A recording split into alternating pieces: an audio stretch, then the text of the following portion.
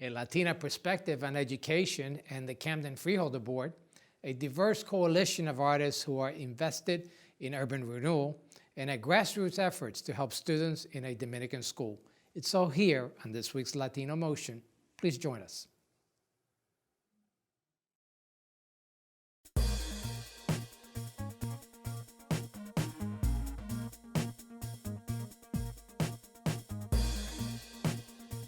Choose quality, value, distinction. Choose Stockton. Latino Motion with Bert Lopez is presented by Latino Motion Public Affairs Media, a New Jersey nonprofit corporation, and Stockton University. This edition of Latino Motion with Bert Lopez is brought to you by the HD Studios at the campus of Stockton University. Funding for Latino Motion is provided by Atlanticare, healthcare you can believe in. Atlantic City Electric, energy for a changing world. And South Jersey Gas. Welcome to Latino Motion, a weekly interview show highlighting issues impacting New Jersey's Latino community while advancing understanding of Latino cultural heritage and contributions to our society. And here is your host, Bert Lopez. Buenos dias, and thank you for joining us today. My first guest is a dynamic young Latina who is a lead educator in the Camden City School District and also a Camden County freeholder. I want to welcome Carmen Rodriguez. Welcome to Latino Motion. And Carmen, not just a Camden County freeholder, but the very first Latina to hold that post. It's a pleasure to have you here on the show. Thank you, Bert. Thank you for inviting me and having me here today. Well, you wear a lot of hats. Obviously, lead educator for the city of Camden School District and the freeholder. Let's talk a little bit about your freeholder position. And for those of us who may not be as familiar with what the role of a freeholder is, tell us a little bit about that role.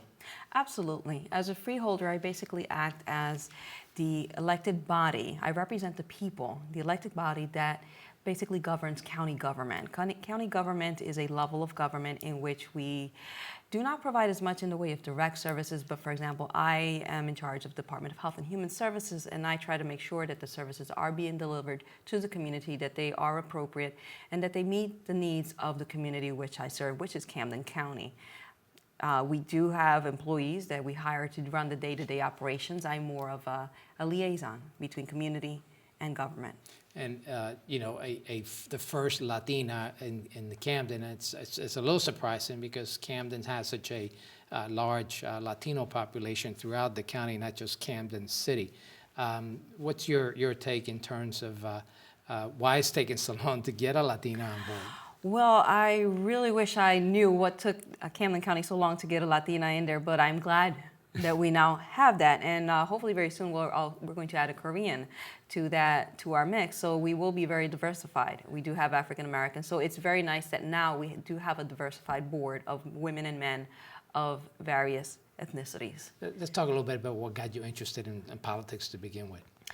Well, I've always been interested in helping community organize. It started when I was very young.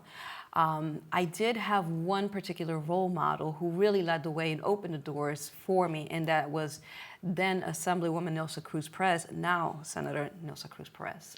And actually, your mom also, a good friend of mine, also works with Yes, Nilsa. my mother worked for her. She's been a committee woman for many, many years. I was a committee woman a long, long time ago. So they've been engaged in community, in leadership roles for a very, very long time. And through them, helping them, working with them, I developed a passion and a desire to participate in this process. We don't have enough representation that really looks at the people and internalizes the needs of the people and really represents the people. My passion and my desire to go into politics was based on making sure that the voices of the common person is heard. And not just Latinos, you represent the entire county as well. I represent the entire county, and I think that's one of the things that I try to focus on setting me aside. It's that I do have an urban experience, but I do also have a suburban experience. I grew up in the city, I live in a suburb, I taught in cities, I've taught in suburbs, I've taught in various environments, so that I have mixed into all of these different environments. I understand the needs in all of them, and I realize that they're all important and that we need to delve into the issues with each community and be able to address them where they are. You talked about the passion since you were young, and I know you was student president. You got involved right in high school or college, and why is it so important to get young Latinos, Latinas involved in those kind of things so that they could take a lead road? I think that it's really important to get youth involved at a very early age. As you said, I started when I was in high school in all sorts of organizations, engaging, bringing the community together. That gave me a sense of empowerment, a sense of awareness that I am capable of doing something, a bit of good for the community. It taught me that at a very early age, so that when the opportunity presented itself, when we had that opening on the freeholder board and I was presented with the opportunity, would you like to try this out?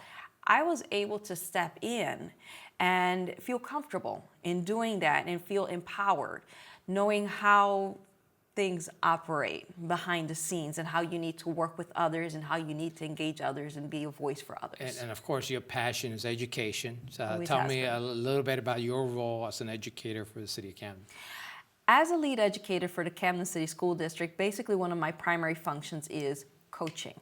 But one of the things that I also bring to the Camden City School District, because Camden City is my home and the place where I grew up and where the people that I know, I've been able to engage much more fully with the community. I was a teacher in that district for most of my adult life, so I've been able to engage with the teachers and try to bring all of them together so that we could start to look at things a little bit differently. Bringing the parents to the table as part of the solution. The first teachers for our children are parents. So if we are not resourcing our parents, we are leaving behind a very valuable resource. And one of the things that we see, especially with our Hispanic parents, is sometimes they are intimidated by our education process, by our educators. And one of the things that I try to do is create those opportunities where they can come in and feel comfortable saying, can you explain this to me? Especially now, with the Common Core coming down, parents especially are very confused about how to help children. We need to open those doors. Are you seeing more parent participation? I know that when you're talking in urban districts, sometimes the participation isn't where it should be. Are you seeing more participation? I am definitely seeing more participation. It's nowhere near where it needs to be. One of my particular concerns is with the older children. It's very hard, especially in an urban district, to get the adult parents engaged. Again, I feel as though part of it is them not knowing what questions to ask and how to help and feeling very limited. And I'd like to encourage parents to still reach out because your teachers do need you. And what message would you give parents if they haven't been engaged? What's the first step they should take? The first step is to talk to the teacher. Reach out, send an email, visit the school, ask to sit down and have a conversation. If you sit down with a teacher, most of them will be very happy to have a conversation with you, and they'll be able to give you guidance in what you can do as a parent to help and support your child. By the same token, you'll be able to give that teacher some knowledge and some feedback about some of the things that are unique to your child that may help them, give them a better, more rounded instruction. Unfortunately, this is all the time we have, but I would like to invite you back because one of the things we want to talk about is ESL education, Absolutely. an important topic for many of the Latinos in the community, and the pros and cons of that. So we'll have you back hopefully soon to talk more about that. We're going to take a quick break. We're going to be right back with my next guest in just a moment.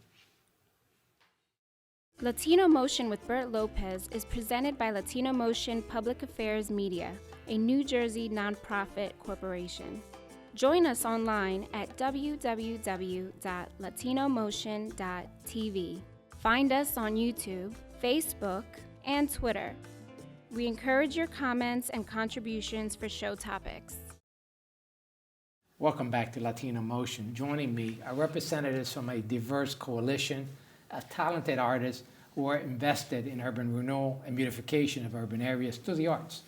I have the creative director and founder of S.A.G.E, Queso Condre, and the communications director, Candace Martinez.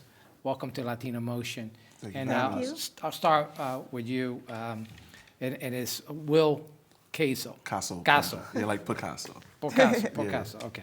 So you're the founder and creative director. Tell me a little bit about what S.A.G.E stands for and how it got started. Well, S.A.G.E has a dual meaning. Originally, it stood for Serious Artists Gaining Exposure because it was always designed for artists, not just an individual. Right. You know, over the years, it evolved into more of like I say street art, graffiti art collective. And then the coalition came, which is a diverse group of artists, not just street graffiti artists, musicians, teachers, performers, and it stands for Styles Advancing Graffiti's Evolution, because we took a urban art form that's normally looked at as, you know, that normally looked at as something that brings down the value of something, and we up the value of our neighborhoods using that art form. So. I want to talk a little bit about some of the projects, but I know, Candace, you got involved with the organization, and part of your role is to help expand that role from the original meaning as S.A.G.E to include a lot more. Yeah. Yes, and also write position papers to local government officials and try to just pretty much communicate to the public and also, like I said, the city of Trenton at that government level and the county level to try to explain who S.A.G.E is. Such as writing white papers, counseling papers, and just trying to make sure that they have their voice heard. And you're also looking to beyond the borders of Trenton, correct? That's Yes. one of the reasons why you're here Yes. on Latino Motion, is you're looking to expand. Yes. Tell me a little bit about that expansion plan. Well, actually, I just recently got back from California. I did a tour of Cali, Oakland, San Francisco, Mexico, and Los Angeles. So I was out there promoting S.A.G.E, you know, alongside my personal work, but mainly promoting what we do at S.A.G.E and just trying to branch it out to the West Coast. Because part of what we want to do is an exchange, bringing artists from the West Coast down to the East Coast. And, you know, just sharing culture and experiences.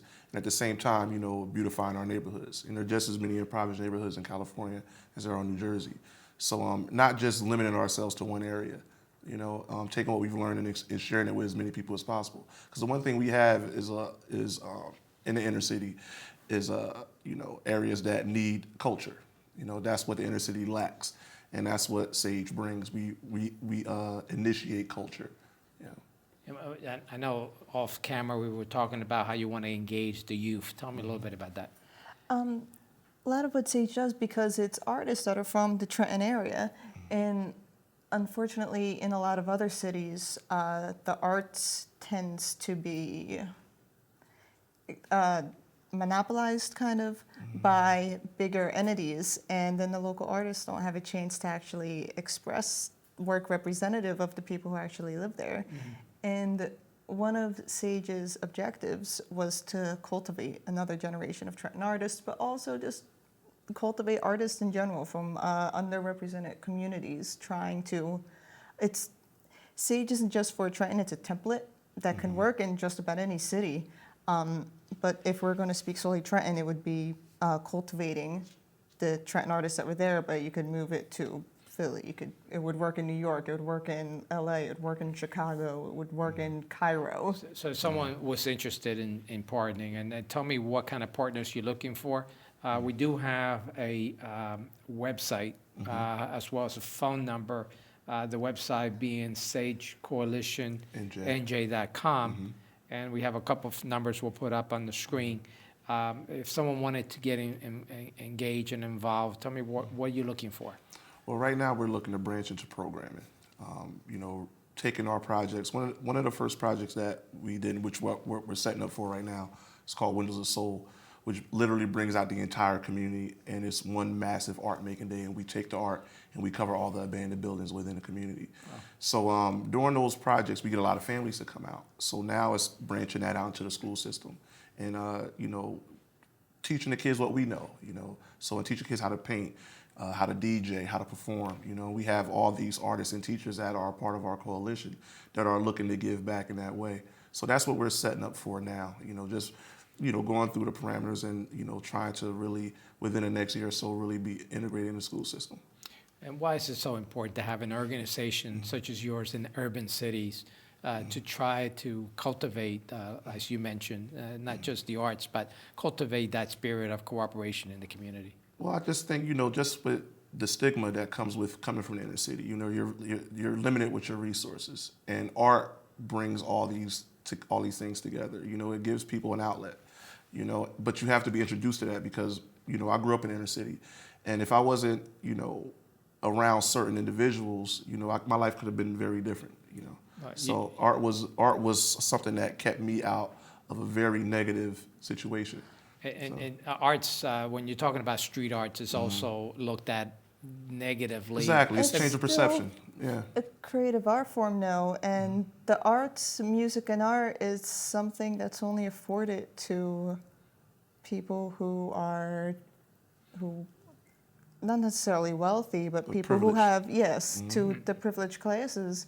It's not so much afforded to the working classes and the impoverished classes. So for kids to be able to have a chance to participate in that for free and to be able to learn color theory and the proper way to blend paint and the proper way to shadow something within a You get picture. life skills out of it. Yes. Let's talk a little bit. You mentioned LA, and I've been to LA, and I see all the graffiti on the bridges and everything else. How do you make that change to try to get more of those street artists to do something more creative that's more favorable to the urban areas? Well, I think the one thing too, a lot of people tend to miss out on is that most of the graffiti artists, like the good ones, are much older, in their 30s and 40s and 50s. Really?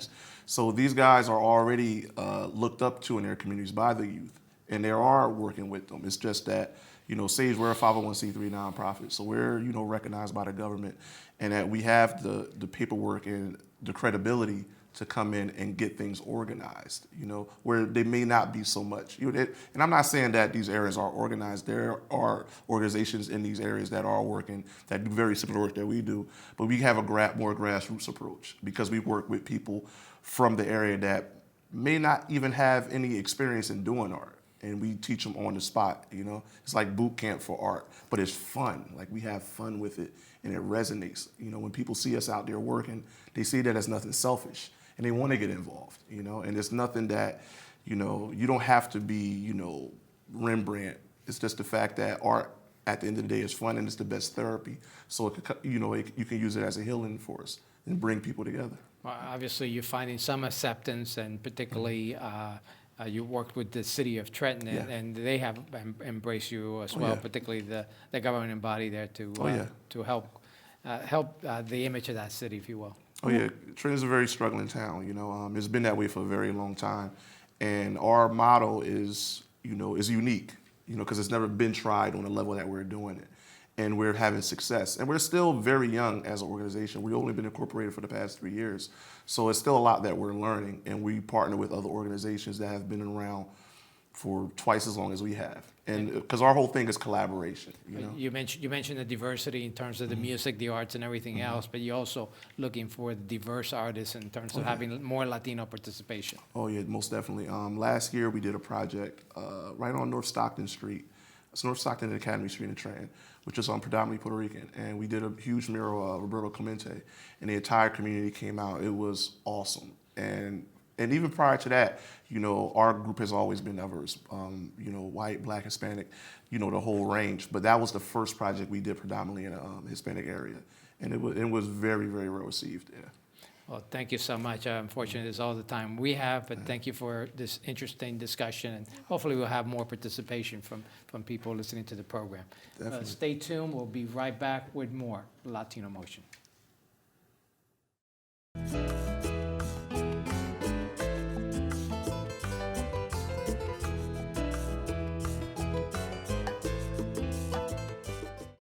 La Cumbre de Liderazgo Hispano de Nueva Jersey les invita a su 5º aniversario, donde habrá más de 8 talleres educativos, presentaciones culturales y mesas de exhibiciones para el crecimiento de los hispanos en la región. Todos los años entregan becas a estudiantes y reconocen los líderes de la comunidad. Comienza a las 8 de la mañana y cierra con broche de oro con una gran gala. Para inscribirte, visita la página web en pantalla. Los esperamos el 24 de octubre en la Universidad de Rowan, Glassboro, New Jersey. Latino Motion with Bert Lopez is presented by Latino Motion Public Affairs Media, a New Jersey nonprofit corporation. Join us online at www.latinomotion.tv. Find us on YouTube, Facebook, and Twitter. We encourage your comments and contributions for show topics. Welcome back to Latino Motion. Joining us is Libby Arias. She's representing Peritos en Acción, which is a group that has essentially adopted a school in the Dominican Republic and is reaching out to help them. Libby, welcome to Latino Motion. Thank you for inviting me, Bert. Peritos en Acción. What does that mean?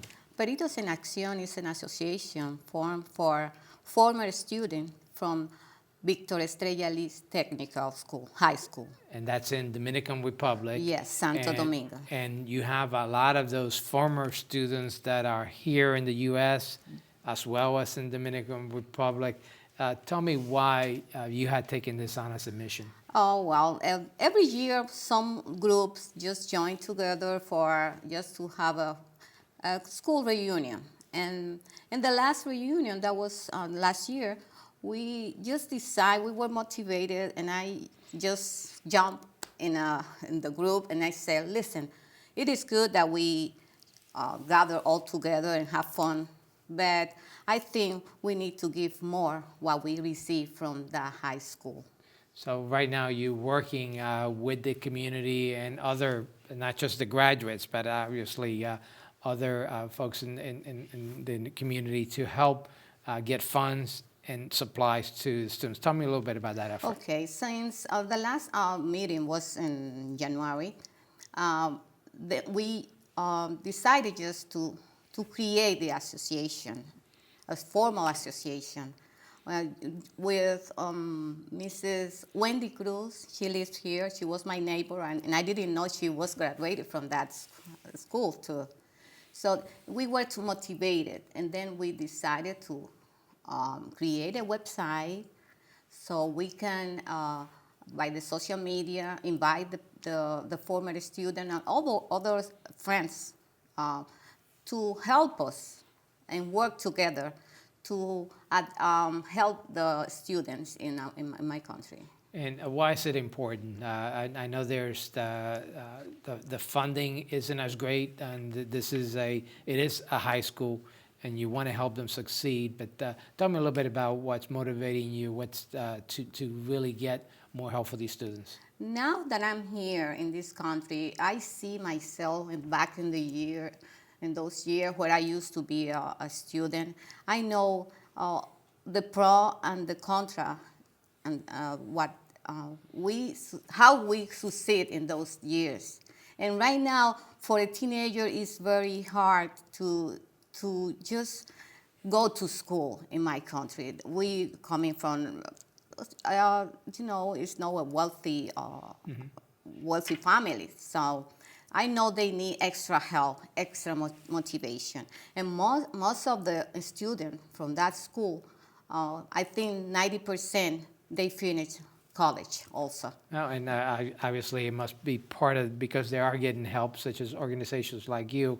Tell me a little bit about the school itself. You said it's a technical school, so it's high school students. Yes. Well, back in 1976, it was for 3 years high school. Once you graduate from that 3 years, I graduated when I was 17. So I could go outside and be part of the workforce. Mm-hmm. We can, and every company, most of the company in Santo Domingo City, they hire a student from that school because we were very well educated and prepared to work as a bookkeeping assistant or as an office assistant. And I know right now they are confronting a lot of problems there. And we are so motivated to give what we receive from that school. As a Latina and someone that's here in the United States, why do you think it's important to help others? And I mean, there's a lot of things that could be done here. You decided to help the school that you came from in Dominican Republic, but you're giving your all to help. Why do you think it's important to give back and be involved? Well, the community need to have like people like our group to sponsor them, to give them the help that they need to keep going to the school and maybe reach to college. And from here is when we are empowered to help the community in Dominican Republic, because we know how difficult it is. So you basically started the organization, and now you're the current president. Well, they asked me to be the president because I was so motivated, just trying to Right. get the website completed. Well, let's put up the website, because we do have the website, and it's www.victoriaestrellaliz.org, and we'll put it up on the webpage, and we also, on the screen, and we also have an email address that we'll put up on the screen, so someone wants to get in touch with you to help out this cause. So what are some of the things that you're collecting? I mean, I know obviously money helps. Oh, yes. But some of the other things that you're looking to get and provide for the students.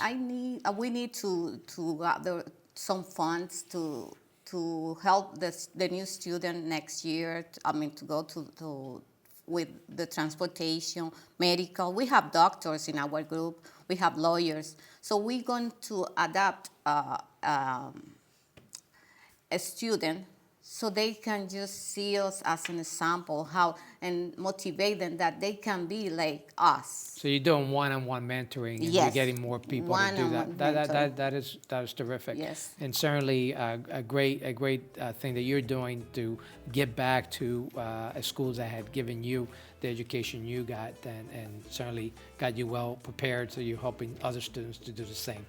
Thank you so much for sharing this information with us. Unfortunately, this is all the time we have. And thank you for joining us at home once again here on Latino Motion.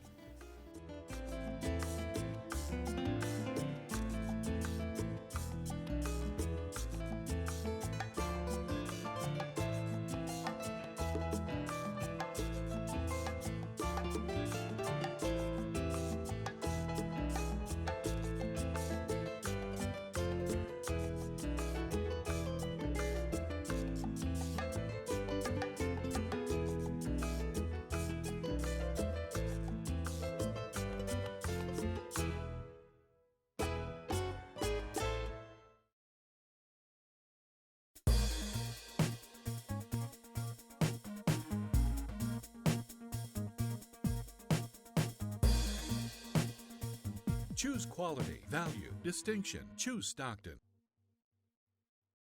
Funding for Latino Motion is provided by Atlanticare, healthcare you can believe in. Atlantic City Electric, energy for a changing world. And South Jersey Gas.